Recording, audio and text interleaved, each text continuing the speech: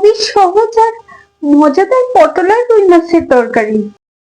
এই রেসিপিতে খুব বেশি মশলা লাগে না, তবে টেস্ট কিন্তু দারুণ হয়। আসসালামু আলাইকুম এভরিওয়ান, আপনারা দেখছেন সুমাইয়াস কিচেন।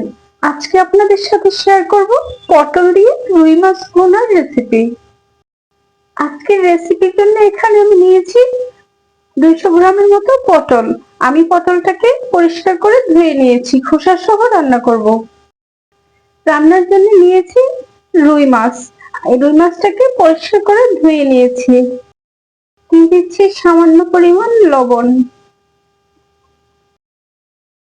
এখন দিয়ে দিচ্ছি অল্প পরিমাণ হলুদের গুঁড়ো ম্যারিনেট করার জন্য। দিয়ে দিচ্ছি মরিচের গুঁড়ো। এখন সবগুলো মশলা ভালোভাবে মিশিয়ে নেব। এপিঠ ওপিঠ মাখিয়ে মাছটাকে ভালো করে মশলার সাথে মিশিয়ে নেব, যেন ভাজা মচমচে হয় এবং কালারটা সুন্দর আসে। আর ভাজার সময় মরিচের গুঁড়ো ব্যবহার করলে কালারটা এমনিও সুন্দর হয়। ধুয়ে রাখা পটলগুলোকেও আমি সেম ভাবে হলুদ মরিচ দিয়ে ম্যারিনেট করে নেব, কারণ পটলটা ভেজে রান্না করব। ভেজে রান্না করব বলেই পটলের খোসা ছাড়াইনি। খোসাটাকে আমি রেখে ভালোভাবে পরিষ্কার করে ধুয়ে নিয়েছি। খোসা থাকলে ভাজতে সুন্দর হয়। পটলটাও ম্যারিনেট করা শেষ, এখন হচ্ছে চুলার রান্নায় চলে যাই। হাই হিটে এখন মাছটাকে আমি ভেজে নেব লাল লাল করে। মাছের এক পিঠ সুন্দর ভাজা হয়ে গেছে, এখন উল্টে দিয়েছি। মাছটা সম্পূর্ণ ভাজা হয়ে গেছে, এখন উঠিয়ে একটা পাত্রে রেখে দিচ্ছি।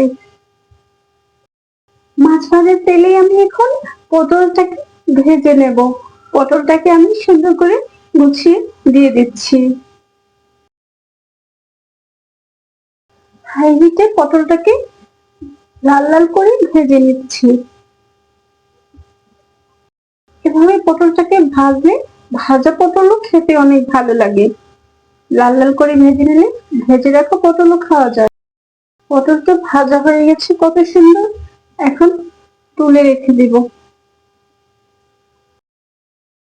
মাছের সাথে পটলটাকেও তুলে রেখেছি। মাছ ভাজার তেলে এখন দিয়ে দিয়েছি কুচি করে রাখা পেঁয়াজ। দিয়ে দিচ্ছি পরিমাণ মতো লবণ। পেঁয়াজটা ভালো মতন ভাজা হয়ে গেছে, এখন দিয়ে দিব রসুন বাটা।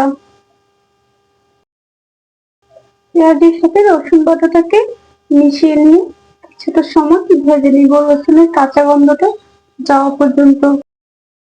দিয়ে দিচ্ছি ঝোলের জন্য পানি।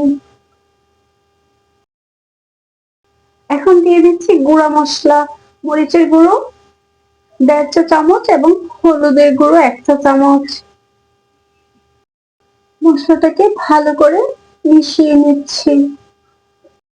মশলাটাকে হাই হিটে কষানো হচ্ছে।